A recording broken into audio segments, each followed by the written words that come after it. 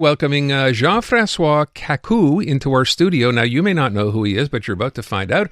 I will tell you, he has decided he, along with Luca Dabouin, Soraya Martinez-Ferretta, Craig Sauve, and I left one out, Gilbert, whose last name I never remember.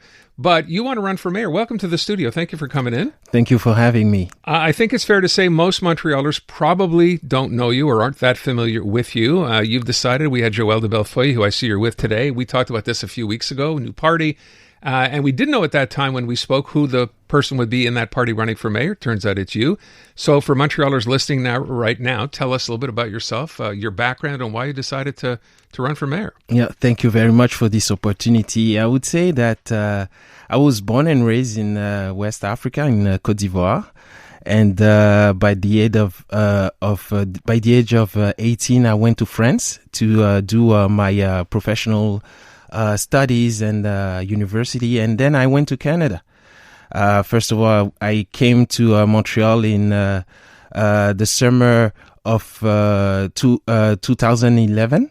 Was in Montreal, and I fell in love with the city. Frankly, I fell in love with the city. 1 year later, I became a Montrealer, and 7 years later, I became the general director of the city of Percé in Gaspésie. And after my mandate, I came back in Montreal. I assumed the charge of executive director for Ensemble Montréal. And after that, I became the president of Salon du Chocolat de Montréal. Okay. And now I'm running for mayor. What the hell is the Salon du Chocolat de Montréal? What exactly do you do there? The Salon du Chocolat de Montréal, it's an event that we receive chocolate makers, pastry chefs from all around the world and from Canada also and Quebec. We did the first edition last year at the Complexe des Jardins, and we received 10,000 people, and we sold about the chocolate makers sold about 3 tons of chocolate on 3 days. How did you get involved in that, though, from being the director general in Percé? How does one... I am someone that is very implicated in his community. Of course, I had the opportunity of being a member of a co-op where we had one of our members who had the idea of launching this event. Okay. And since I have a background in event planning, they chose me to push run chocolate. Run the event. So let me. I don't have a lot of time, so let me get to a couple of things here. Yeah. Number one, you mentioned you were with Ensemble Montréal. So the obvious question would be, you're with a party that's now running against the mayor. Yeah. Why did you leave the party? Why not run with the party? I didn't leave the party. They let me go without any justification 9 months after I've been hired, and I was working with them. I improved the fundraising. I supervised and wrote a part of their constitution. And 9 months after that, they say to me that ils se sont trompés en entrevue, literally, and they let me go without any justification. But that doesn't make a whole lot of sense. You raised money for the party. You were rewriting part of the Constitution, and they said just sorry, not sorry, and off you go. They just said sorry. On s'est trompé en entrevue. So we made a mistake during the interview, and we have to let you go without any justification. Yeah. Okay, and then you do that. You leave. Yeah, I leave. You get involved in this new party, Futur Montreal. Yeah.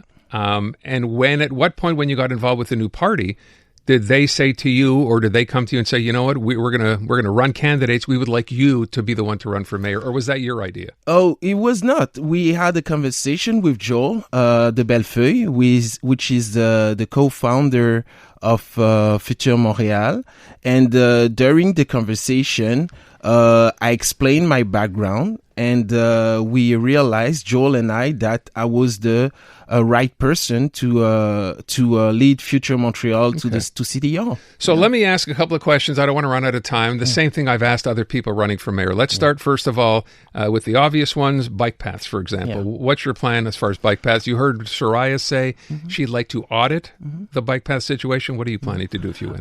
We had a very clear position on bike paths. We said that we should not have bike paths that will be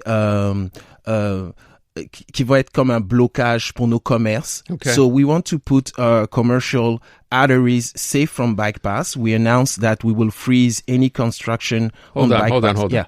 Does that mean like on a street like Saint Denis, which has got merchants front to back all along the street, you would get rid of the bike path there? No. Of course, those bike paths are already being constructed. You won't do new ones.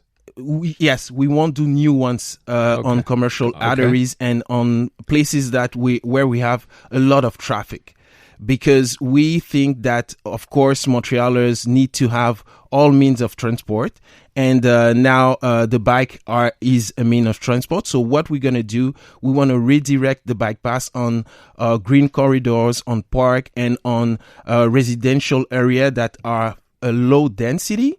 But on traffic, on commercial arteries, we won't put any bike paths there, and we will be sure that we will ensure that commerce are not being punished by those bike paths. Yeah. Camille Hood, two different takes already. Luc Ravoin said no tramway, no mountain. In other words, no cars.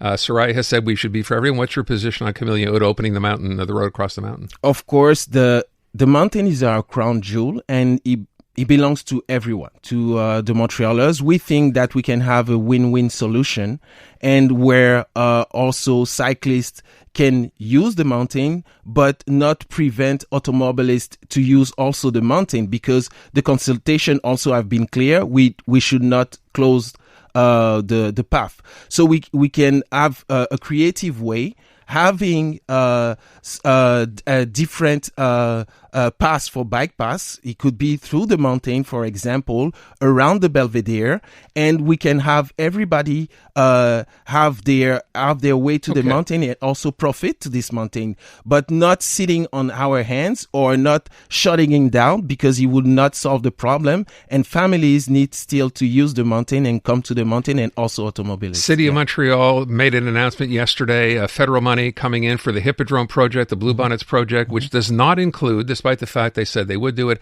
the opening of Cavendish Boulevard. What's your position on that? Our position is that we should open the Cavendish, and we should put down a task force, because it's a mega project. So we need to have a team dedicated to work with the two cities, because they're not the city of Montreal, they're demerged cities.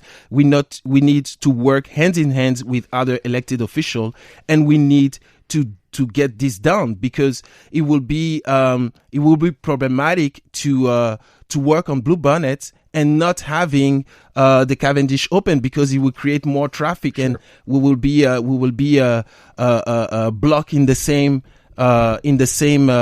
pattern. So we will be the administration that will sit everyone around the table, and we will intervene on this project once and for all, because it has been many years that we've been talking about that, and everybody sees it when we are blocked on the traffic on Cavendish. It has to stop. Last thing really quick.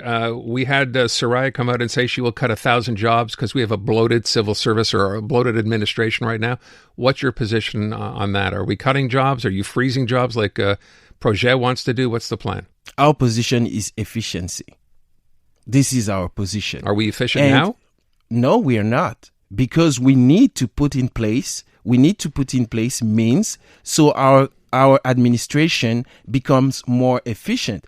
I can come here and say, okay, I'm going to cut some jobs because somebody wants to hear that, but this is not the reality. We have to be real with Montrealers. We have to put in place better means of work for our administration to be more efficient. We have to put this administration ready for the 21st century and stop using things that are from other centuries. We have to put in place a means of communication across all the department and the business unit of the city before telling that we're going to cut jobs. But right now, we have an administration of the city of Montreal that needs to better intervene on projects, that needs to talk within the administration. The services have to talk to themselves, and we need to deliver services for Montrealers. So we are not in the way of cutting job or installing. We are in the way, first of all, on efficiency. having $1 that will be of more services to Montrealers than starting by cutting jobs. Last question really quickly. The language issue has become a thing. We had Montreal, of course. They found out, the Gazette did a story that, you know what, if you want to get service in English in this city, you have to jump hoops to get through it.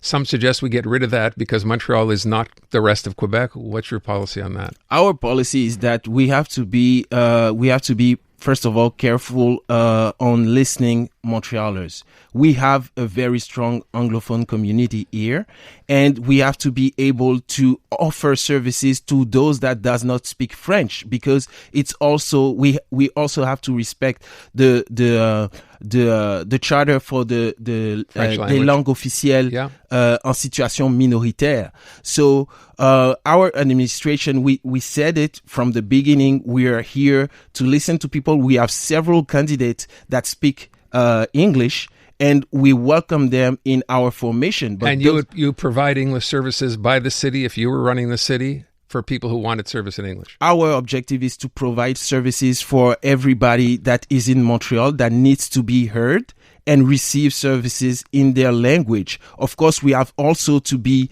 respectful of the law that we have, but we want to offer services to Montrealers that speak English, definitely. I appreciate you coming in. I wish you the best. Jean-François Kacou, running with Futur Montreal to be mayor of Montreal. Thank you so much. Good meeting you. Thank you very much, Aaron.